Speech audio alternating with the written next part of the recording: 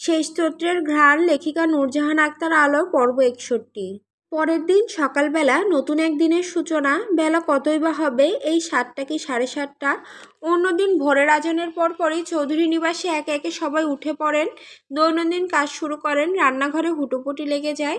কিন্তু আজ নীরবতায় ছেয়ে আছে চৌধুরী নিবাস। ভোরের দিকে বাড়ি ফেরায় কেউ উঠতে পারেনি, তবে একজন মানুষ ঘুমানো তো দূর, স্থির হয়ে বসতে অবধি পারেননি। বুকের ভেতরটা আফসোসে দুমড়ে মুচড়ে যাচ্ছে ওনার। নামাজে বসে অঝরে কেঁদেছেন, বুকটা যেন তীব্র যন্ত্রণায় কুঁকড়ে যাচ্ছে সময়ের সঙ্গে পাল্লা দিয়ে। দীর্ঘদিন চেপে রাখা আফসোস নতুন করে ক্ষতদগদগে করে তুলেছে। আর ওনার আফসোসের আরেক নাম ইয়াসির। হ্যাঁ, সত্যি সত্যি ওনার আফসোসের নাম ইয়াসির। আগে তার জন্য যতটা না আফসোস হতো, আজকে তার থেকেও বেশি হচ্ছে। বাবা তো দূর, নিজেকে ব্যর্থ একজন মানুষ বলে মনে হচ্ছে। ছেলে আজ ওনাকে বাবা বলে ডেকেছে, তাও প্রথমবার। তাও কেন বলেছে? কারণ উনিই তার কষ্টের মাত্রা বাড়িয়ে দিয়েছে। শুদ্ধ শীতল কবুল বলার মুহূর্তে অসহায় চোখে বারবার তাকাচ্ছিল ছেলেটা। ছোট বাচ্চাদের মতো ঠোঁট কাঁপিয়ে কান্না আটকানোর চেষ্টা করছিল। তার চোখ যেন চিৎকার করে অভিযোগ করে বলছিল, ওদের থামাও বাবা, থামাও। কিন্তু সেটা আর সম্ভব ছিল না। ইয়াসির যেমন জেদি, তার থেকেও শুদ্ধ একরোখা। সেই মুহূর্তে যদি পুনরায় বাধা সৃষ্টি করত, তাহলে ইয়াসিরের জীবনায়ু সেখানে শেষ করত। বলা বাহুল্য, উনি ছোট ছেলের তীক্ষ্ণ রাগকে ভীষণ ভয় পান, কেননা ছেলের রাগের মাত্রা উনি দেখেছে। আর যেখানে অসুস্থ শীতল চাঁদ ছিল, সেখানে কিছু করার ছিল। আরেকটা কথা না বললেই নয়, সায়ন ওনার রক্ত নয়, তবে সায়নের ক্ষমতা নেই ওনাকে উচ্চ বাক্য করার, স্পর্ধা নেই ওনার মুখের ওপর না বলার, সবার সামনে ছোট করার। এজন্যই এত কিছুর পরও সায়নকে ধমকে ধামকে হলেও বাড়ি ফেরাতে পেরেছেন। কঠিন সত্য যেন বুঝদার সায়ন ভেঙে পড়ে ওনাকেও ভেঙে ফেলেনি, ছেড়ে গিয়ে বুকের ওপর পাথর তুলে দেয়নি। বলতে লজ্জা নেই, সায়নের মতো করে আজ ইচ্ছে করছিল ইয়াসিরকেও থামাতে। সেও তো ওনারই ছেলে, এলিয়ানার দেওয়া শেষ আমানত। মন চাচ্ছিল মান অভিমান ঠিক বেঠিকের হিসাব ভুলে যেতে, ওনার ছেলে বলে সারা পৃথিবীর কাছে পরিচয় করাতে। আফসোসে ভরা বুকে পাপি ছেলেকে বুক আগলে নিতে কষ্ট হতো না, একটু হতো না। কিন্তু উনি জানেন ইয়াসির ওনার ডাক শুনতো না। লাগাম ছাড়া বাঁধনহারা ছেলেটা শুনলে আগেই শুনতো ওনার কথা, কিন্তু সে শোনেনি, বারবার পিছলে গেছে। মধ্য কথা, যে বাঁধনে বাধা পড়তে চায় না তাকে কিভাবে বেঁধে রাখবেন। শেষ চেষ্টা হিসেবে স্বার্থপরের মতো ভেবেছিলেন শীতলের তার বিয়ে দিয়ে কাছে রেখে দেবে, তাকে ভালো পথে আনার সর্বশেষ সুযোগটুকু কাজে লাগাতে। এই ভেবে বলেছিলেন পাপাচার কমালে সে চৌধুরী নিবাসের সবচেয়ে সুন্দর ফুলটা দিবেন, কারণ ওনার মতে শীতলের চঞ্চলতাই পারবে দুষ্টু রাজকুমারের পাথর মনে ফুল ফোটাতে, তার পাপের পথ আগলে ভালোর দিকে ফিরিয়ে আনতে। শীতলের মধ্যে এই আশ্চর্য জাদুকরী ক্ষমতা আছে। কিন্তু কে জানতো শুদ্ধ শীতল একে অপরকে পছন্দ করে। সেই পছন্দের মাঝে সীমাবদ্ধ নেই, সকলের দৃষ্টির আড়ালে দিনকে দিন সেটা ভালোবাসায় রূপ নিয়েছে। এ কথা তো উনি জানতেনও না, জানলে অবশ্যই ভুলেও ইয়াসিরকে কথা দিত না। এখন এমন একটা অবস্থা, উনি আজকের পর থেকে শুদ্ধের চোখে চোখ রেখেও তাকাতে পারবেন না। ছেলেটা হয়তো ওনাকে জঘন্য বাবা বলে মনে মনে ঘোষণা করেছে, করাটা স্বাভাবিকও যদিও। আজ বলতেই হয়, এতদিন নিজের নৈতিকতা, কর্তব্যপরায়ণতা, নিষ্ঠাচার নিয়ে গর্ব ছিল ওনার, কিন্তু আজ এক নিমিষেই শেষ। অন্যরা কি বলবে পরের হিসাব। এখন নিজের মনই চিৎকার করে বলছে, তুমি বাবা হিসেবে খুব খারাপ শারাফাত চৌধুরী, খুব খারাপ। তুমি না পারলে ইয়াসিরকে সঠিক পথে আনতে, না পারলে ছেলেটার মুখে হাসি ফোটাতে। শেষ মুহূর্তে যা চেষ্টা করলে সেটাও আরেক ছেলের হাসি কেড়ে নেওয়া ঘৃণিত কাজও করতে যাচ্ছিল। আর সায়ন, তাকে তো তুমি শাসনে রেখেছো সব সময়। ভীষণ শখ করে ছেলেটা রাজনীতি করতে চেয়েছিল, সেটাতেও তোমার বাধা। তুমি বাবা হওয়ার যোগ্য না শারাফাত, বাবারা অন্তত এরকম আচরণ করে না। নিজের মনের কথা শুনে শারাফাত চৌধুরী মলিন হাসলেন, না চাইতেও চোখের পানি ঝরঝর করে ঝরে গেল ক্লান্ত শরীরে। এলিয়ে দিয়ে এক দৃষ্টিতে তাকিয়ে রইলেন ঘূর্ণায়মান সিলিংয়ের দিকে। এরপর মনে মনে বিড়বিড় করলেন, আমার আল্লাহ জানে আমি আমার সায়নকে কখনো আলাদা চোখে দেখিনি, কখনো বাকি দুই সন্তানের সাথে তুলনা করিনি। তুলনা করবই বা কেন? ও তো আমার ছেলে, আমার আরেক সন্তান। হ্যাঁ, ওর রাজনীতি করা পছন্দ না, এ কথা ধ্রুব সত্য। শখের বশে কিছু করতে হলে অন্য কিছু করুক, রাজনীতি কেন? রাজনীতি শখের বশে করা জিনিসও না। আর কে চায় সন্তানের রক্ত দেখতে? কদিন পর পর আহত হয়ে বাড়িতে ফিরে এসব দেখতে কার ভালো লাগে? আমি মানি আমি খুব খারাপ বাবা, কিন্তু খারাপ বাবাদের মনে ভয় হয়, সন্তান হারানোর ভয়, ছেলের লাশ কাঁধে নেওয়ার ভয়। সেক্ষেত্রে আমি খারাপ বাবা, খারাপই থাকবো। এ কথা ভাবতে ভাবতে ওনার চোখের কোণ বেয়ে জল গড়াতে লাগলো। এক ফোঁটা দুফোঁটা করতে বালিশ ভিজতে থাকলো। ওনার পাশে ঘুমানো সিতারার অজানায় রয়ে গেল প্রিয় স্বামীর বুক চাপা কিছু কষ্টের কারণ, যেগুলো দগ্ধ করছে ওনার বুক পাঁজর। বেলা বাড়ার সাথে সাথে চৌধুরী নিবাসের সদস্যরা জেগে উঠল। সকলে আগে শীতলের খোঁজ দিতে শুদ্ধকে লাগাতার কল দিতেই থাকলো, কিন্তু কল রিসিভ হচ্ছে না। আবার কিছু হলো না তো? সবার মুখে চিন্তার ছাপ। সিমিন অস্থির হয়ে কল দিতে দিতে কলটা কেটে যাবে সেই মুহূর্তে কল রিসিভ হলো। উনি চিন্তিত সুরে হ্যালো বলার আগেই শীতলের কণ্ঠ শোনা গেল। হ্যাঁ, হ্যালো আম্মু। শীতল, কেমন আছিস মা? শরীর ঠিক আছে? শুদ্ধ কই? কল ধরছে না কেন ছেলেটা? আম্মু, শুদ্ধ ভাই ঘুমাচ্ছে, ক্লান্ত লাগছে দেখে ডাকিনি, পাশ থেকে ফোন নিয়ে আমি রিসিভ করেছি। ও, তুই ঠিক আছিস? হুম। নার্স এসেছিল আর স্যালাইন দিয়েছে। সাবধানে, ক্যালোনাতে রক্ত উঠে যায় না যেন। উঠবে না? আসবে না তোমরা? এই তো সকালের নাস্তা বানিয়েই যাব আমি। তাড়াহুড়ো করো না, ধীরে সুস্থে এসো, আমি ঠিক আছি। ঠিক আছে। শীতলের কথা শুনে সকলে স্বস্তির নিঃশ্বাস ছাড়লেন। ওদিকে একজন নার্স কেবিনের দরজায় নক করা মাত্রই শীতল নিচু স্বরে জানতে চাইল কে এসেছে। নার্স বলল, ম্যাম, আপনার স্যালাইন শেষের পথে, ওটা খুলে দিতে হবে। একথা শুনে শীতল একবার তাকালো ঘুমন্ত শুদ্ধর দিকে। উপর হয়ে কি সুন্দর করে ঘুমাচ্ছে তার বিশুদ্ধ পুরুষ। মূলত তার ঘুমটা ভাঙতে চাচ্ছে না বলে কত কষ্ট করে ফোনটা কাছে টেনে কল রিসিভ করলো। এজন্য গুলি লাগা হাতেও ব্যথা পেয়েছে। এদিকে আবার এই নার্স এসে হাজির। এদিকে স্যালাইনও শেষের দিকে খুলতে হবে দেখে সে নিচু স্বরে বলল, শব্দ না করে নিঃশব্দে আসুন। কথা শুনে নার্স নিঃশব্দে কেবিনে প্রবেশ করলো। দুটো বেড একসাথে দেখে বিস্ময় নিয়ে তাকালো ঘুমন্ত পুরুষটার দিকে। বলা বাহুল্য পুরুষটা দেখতে বেশ। তাকে ওভাবে তাকাতে দেখে শীতল ফিসফিস করে বলল, ওটা আমার স্বামী, ঘুমাচ্ছে, ঘুমাক, শব্দ করবেন না প্লিজ। আসলে ওর মাথায় একটু সমস্যা আছে, বলতেও লজ্জা লাগছে। আসলে হয়েছে কি, আমার শ্বশুরবাড়ির বংশগত রোগ এটা। সব সময় রাগে না, তবে তাদের ঘুমের ব্যাঘাত ঘটালে মেজাজ চড়ে যায়। যখন যাকে সামনে পায় তাকে ধরে কামড়ে দেয়। কথা শুনে অল্প বয়সী নার্স মেয়েটা আরেক দফা অবাক হয়ে তাকালো শুদ্ধের দিকে। এমন সুদর্শন পুরুষের মাথায় সমস্যা? দেখে বোঝাও যায় না। আহারে, সবই কপাল।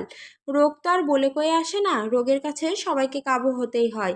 এসব ভেবে শীতলের স্যালাইন দেওয়া হাত মুক্ত করলো। নিঃশব্দে ক্যানোলার মাধ্যমে দুটো মেডিসিন ধীরে ধীরে ইনজেক্ট করলো। শীতল ব্যথায় চোখ মুখ কুঁচকে নিল। কি মেডিসিন কে জানে। রগে যাচ্ছে তো জ্বালাপোড়া করতে করতে। তবুও সে কোনো শব্দ করল না। ডাক্তার নাকি মুখে খাওয়ার অনুমতি দিয়েছে। স্যালাইনটা বন্ধ আপাতত। একথা বলে ক্যানোলার মুখ বন্ধ করে নিঃশব্দে বেরিয়ে গেল। উনি যেতেই শুধু চোখ খুলে শীতলের দিকে তাকিয়ে রইল। শীতলের তাকানো দেখে মিষ্টি করে হাসলো, বলল, গুড মর্নিং সোয়াইফ শুদ্ধ। বিয়ের প্রথম সকালে অনেক অনেক ফুলের শুভেচ্ছা রইল। শুদ্ধ কিছুই বলল না, সেভাবেই তাকিয়েই রইল। আবার তাকে জ্বালানোর কাজে লেগে পড়েছে। কি যেন বলল, সে নাকি পাগল, যাকে তাকে ধরে কামড়ে দেয়। ব্যাঙাচির ঘরে ব্যাঙাচি, আর ভালো হবে না। শীতল ভাবলো এক্ষুনি ধমকে উঠবে, কিন্তু শুদ্ধ সেটা করলো না। বরং গরম দিয়ে চলে এলো শীতলের খুব কাছে। বিনা বাক্যে শীতলের গলায় ডুবিয়ে বলল, জ্বালাতে খুব ভালো লাগে তাই না?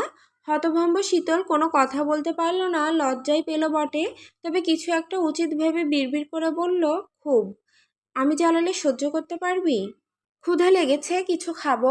একথা শুনে শুধু চট করে মুখ সরিয়ে উঠে দাঁড়ালো। এদিক ওদিক দেখে ফোন খুঁজে কল করলো কাউকে, নাস্তা আনতে বলে নিজে উঠে পড়লো। মিনিট পাঁচেক পর হাসান নাস্তা নিয়ে আসলে দুজন মিলে বেড আরেক অবস্থানে রাখলো। হাসান সারা রাত হসপিটালে ছিল, এখন ফিরবে বিধায় বিদায় নিয়ে বেরিয়ে গেল। শুধু শীতলকে যতটুকু পারলো ফ্রেশ হতে হেল্প করলো। তারপর নিজেও খেলো, শীতলকেও খাইয়ে দিল। এর কিছুক্ষণ পর সিমিন, সিতারা, স্বর্ণ আর সায়ন এলো। শুদ্ধ ভাইয়ের সাথে ইশারা করে বেরিয়ে গেল। পরক্ষণে ফিরে এসে শীতলকে বলল, একটা কাজে যাচ্ছি, ফিরতে লেট হবে। কথা বলে সে বেরিয়ে গেল। কোথায় যাচ্ছে, কেন যাচ্ছে সেসব কিছুই বলল না। সারাদিন কোনো খোঁজও পাওয়া গেল না। ফিরল একেবারে মধ্যরাতে, তখন শীতল ঘুমাচ্ছিল। বিকেলের দিকে সাফওয়ান চৌধুরী এলে সিমিন আর সিতারাকে ওনারা সাথে বাড়ি পাঠিয়ে দিল সায়ন। সে আর স্বর্ণ হসপিটালে থাকলো। শুদ্ধ ফিরলে তারা দুজন বাইকে করে নিজের মতো সময় কাটিয়ে বাড়ি ফিরল। এভাবে দেখতে দেখতে প্রায় 4 দিন পর শীতলকে রিলিজ দেওয়া হলো। ভালোই ভালো শীতলও মুক্ত পাখি নেয় এক আকাশ সমান খুশি নিয়ে বাড়ি ফিরে গেল। তবে মেডিসিন চলছিল, চলবে। প্রচলিত কথায় আছে, সময় হচ্ছে বহমান স্রোত, যা চলে নিজস্ব গতিতে। সেই সময়ের অঙ্ক কষতে কষতে পেরিয়ে গেল একটা মাস। একটু দুর্বল হয়েছে একের পর এক ধেড়ে আসা ঝড়, মলিন হয়েছে হারানোর কিছু ব্যথা, কিছু সত্য উন্মোচিত হয়েও বন্ধন হয়েছে আরো দৃঢ়। বলা বাহুল্য, এই এক মাসে পূর্বের মতো চাঙ্গা হয়ে উঠেছে চৌধুরী নিবাস, মুছে গেছে হতাশার গ্লানি, স্মৃতির পাতায় যত্নে অযত্নে বন্দী হয়েছে কিছু মিষ্টি মুহূর্ত, কিছু তিক্ত অভিজ্ঞতা। এখন চৌধুরী নিবাসও খুনসুটিতে মুখরিত, রুটিন মাফিক সবাইকে ব্যস্ত হতে হয়েছে দৈনন্দিন কাজে। তবে শীতল বাড়ি ফেরার পর শুদ্ধকে বাড়িতে খুব কম সময় পেয়েছে। সে কখন আসে কখন যায় বলা মুশকিল, তার কিসের এত ব্যস্ততা কে জানে। সারাদিন কোথায় যায় কি করে তাও বলে না, খুব জোর করলে মলিন হেসে বলে, দোয়া করো যা হারিয়েছি সব যেন ফিরে পাই, আমার কষ্টের ফল যেন আমারই কাছে ফিরে আসে। তার কঠিন কঠিন কথার মানে কিছু বোঝে না সে। তাকে ড্যাব ড্যাব করে তাকিয়ে থাকতে দেখে শুদ্ধ হাসে। আসলে ল্যাবে চুরি হওয়ার কথা সে কাউকে জানায়নি। কি দরকার শুধু শুধু দুশ্চিন্তা করবে। চিন্তা করে তো লাভে লাভ কিছুই হবে না। মধ্য কথা, চুরি হওয়া সেই ল্যাব বন্ধ করে দিয়েছে। চোর যখন একবার গেরস্তের বাড়িতে চুরি করার সুযোগ পায়, তখন সে বারবার ফিরে আসে, নিজে না আসলেও অন্যকে পাঠায় কাজ উসুল করতে। আর এই সুযোগ কাউকে দেওয়া যাবে না। এরপর সে ওই ল্যাব কি করেছে সায়ন আর তার ফ্রেন্ডরা ছাড়া কেউ জানে না। আজও সারাদিন পেরিয়ে রাতে ফিরল শুদ্ধ, সবার সাথে ডিনার সারলো। শীতল অভিমানী চোখে কয়েকবার তাকালেও কিছু বললনি শুদ্ধ। আর তাদের বিয়ে হওয়ার পরও এক রুমে থাকা না থাকা নিয়ে কেউ কিছু বলেওনি। ওদের মর্জির উপরে ছেড়ে দেওয়া হয়েছে। কেন জানি শুদ্ধ ও শীতলকে তার রুমে থাকার আহ্বান জানায়নি। অগত্যা পূর্বে যেমন ছিল এখনো তেমন চলছে। তবে কয়েকদিনে শীতলের মনে বড্ড অভিমান জমেছে। কেন জানি মনে হচ্ছে শুদ্ধ তাকে ইগনোর করছে। নয়তো এত কিসের কাজ তার, একটু সময় দিলে কি হয়। আগের কথা এখনকার কথায় কি এক নাকি? এখন মনে রাখা উচিত না তার ঘরে একটা বউ আছে। বউ তাকে ভীষণ মিস করে, সঙ্গ চায়, জ্বালাতে চায়, অহেতুক বকবক করে কান মাথা ঝালাপাড়া করে দিতে চায়।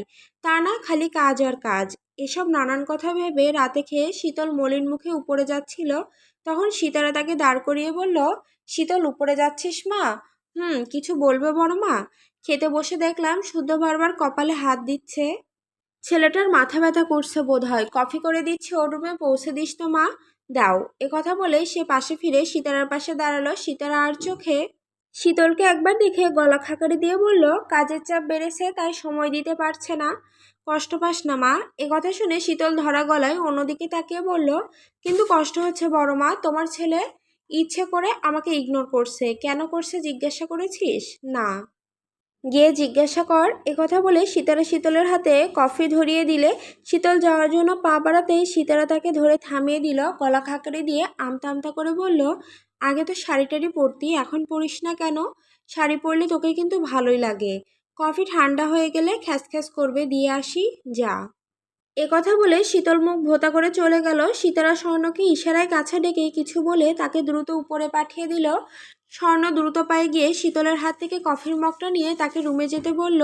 শীতল ধরা গলায় বলল, আমি দিয়ে আসি না আপু, প্লিজ আমাকে দাও। তুই আমার রুমে যা, আমি আসছি। কথা বলে স্বর্ণশুদ্ধকে কফি দিয়ে শীতলকে লাল ও কালো মিশেলের জর্জেট শাড়ি পরিয়ে সাজিয়ে দিল। লম্বা চুলগুলো ছেড়ে দিল, টানা টানা চোখে কাজল দিয়ে দিল, হাতে দিল একগোছা লাল ও কালো মিশেলের চুড়ি, কপালে ছোট সাদা পাথরের টিপ। তারপর বোনকে ধরে শুদ্ধের রুমের সামনে দাঁড় করিয়ে দরজা নক করে দ্রুত পায়ে সরে পড়ল। শীতল এতক্ষণ হতভম্ব হয়ে তাকিয়ে দেখছিল বোনের কাহিনী। যখন সে বুঝলো ততক্ষণে শুদ্ধের দরজা খুলে ভ্রুকুচকে তাকিয়ে আছে। এত রাতে তার সাজগোজ দেখেও কিছু বলল না, বরং দরজা থেকে সরে দাঁড়ালো। শীতল ধীর পায়ে রুমে ঢুকলে দরজা আটকে তাকিয়েই রইল শীতলের দিকে। এগিয়ে এসে দাঁড়ালো শীতলের মুখোমুখি। সে কিছু বলছে না দেখে শীতলী আমতা আমতা করে বলল, এভাবে তাকিয়ে আছেন কেন শুদ্ধ ভাই? আমার মুখে কি কিছু লেগে আছে? দেখি সরুন, যেতে দিন আমায়। কম্পিত স্বরে বলা শীতলের কথাটা শুনল শুদ্ধ। তবে তার মধ্যে কোনো ভাবান্তর দেখা গেল না, বরং সে হিমশীতল চাহনিতে পকেটে হাত গুজে এগিয়ে এলো দেওয়ালের সাথে সিটিয়ে দাঁড়িয়ে থাকা শীতলের দিকে। হাত রাখলো শীতলের কান বরাবর, যেন কোনোভাবে পালাতে না পারে। তার মতিগতি বুঝে শীতলের গাল দুটো লাল বর্ণ ধারণ করলেও জীবনে কম সিনেমা তো আর দেখেনি, তবে কিছু একটা আন্দাজ করে তার গলা শুকিয়ে এলো, হাতের তালু ঘামতে থাকলো। এর আগে সেই শুদ্ধকে জড়িয়ে ধরেছে, কানের নিচে চুমু খেয়ে ভালোবাসার আবদার জুড়েছে, ঘুমন্ত শুদ্ধের বুকে মাথা রেখেছে, বুকে নাক ডুবে তার শরীরের ঘ্রাণও নিয়েছে। কিন্তু শুদ্ধ কখনোই তাকে অযাচিত স্পর্শ করেনি। যা করেছে সীমাবদ্ধতা রেখে, এবং তাতে তার নোংরা কিংবা গা ঘিনঘিনে অনুভূতি অনুভব হয়নি কখনো। আজকে হঠাৎ তার এমন রূপ দেখে যার পরনায় বিস্মিত শীতল, যেতেও দিচ্ছে না আবার কিছু বলছেও না দেখে পুনরায় বলল, রুমে যাব। কেন? ঘুমাবো। তাহলে এলি কেন? আমি কি ডেকেছি? ভুল করেছি, আর আসবো না। কথা বলে যেতে গেলে শুদ্ধর পথ আটকে দাঁড়ালেও, পাশ কাটিয়ে যেতে গেলে পুনরায় পথ আটকালেও বেশ কয়েকবার একই কাজ করাতে শীতল অধৈর্য হয়ে বলল, শুধু শুধু দাঁড় করিয়ে রেখেছেন কেন? সরুন না, যেতে দিন প্লিজ। শুধু শুধু না তো। তবে? শুধু ফিসেল হাসলো। তার চঞ্চল অভিলাষী তার নিষিদ্ধ অভিলাষ বুঝেও না বোঝার ভান করছে দেখে মজা পেল। লজ্জায় লাগা গাল দুটো থেকে দৃষ্টি সরিয়ে সে ঠোঁটের দিকে এক দৃষ্টিতে তাকিয়ে থমথমে সুরে বলল, প্রতিশোধ নিতে। কিসের প্রতিশোধ? সময় অসময়ে আমাকে জড়িয়ে ধরার প্রতিশোধ, কানের নিচে চুমু খাওয়ার প্রতিশোধ, বুকে মুখ ডোবানোর প্রতিশোধ। মোদ্দা কথা, আমার সঙ্গে যখন যা করেছিস আমিও এখন সেসবের প্রতিশোধ নিব। প্রস্তুত হন ওয়াইফি। বিশুদ্ধ পুরুষের মুখে এমন অশুদ্ধ কথা শুনে শীতল হতবাক হয়ে গেল। মুখ কাচুমুচু করে পালানোর পথ খুঁজলো, গাইগুই করে ছেড়ে দেওয়ার বাহানা দেখালো। শুধু থমথমে মুখে তার সব তালবাহানা দেখলো, বুঝলো। এরপর আচমকা শীতলের দুই গাল চেপে ধরে ঠোঁটে ঠোঁট বসিয়ে কয়েক সেকেন্ডের ব্যবধানে ছেড়ে দিল। শীতল কোনো প্রতিক্রিয়া দেখানোর আগেই পুনরায় শক্ত করে তার ঠোঁটে গালে গলায় চুমুক খেয়ে বলল, তোকে এভাবে কখনো আদর করেছি? শুধু থমথমে কণ্ঠস্বর আর ঘটে যাওয়া ঘটনায় বেচারা শকড। সেই অবস্থায় শুধু ধমকে পুনরায় জিজ্ঞাসা করলেও কিছু বলতে পারল না। তখন শুধু তাকে তৃতীয়বারের মতো একইভাবে চুমু এঁকে ছেড়ে দিয়ে বলল, এভাবে কখনো আদর করিনি, আর করবও না। আমার এত লোভও নেই। তবে ভদ্র আছি, থাকতে দে, নয়তো অনুষ্ঠানের অপেক্ষা আর করা হবে না।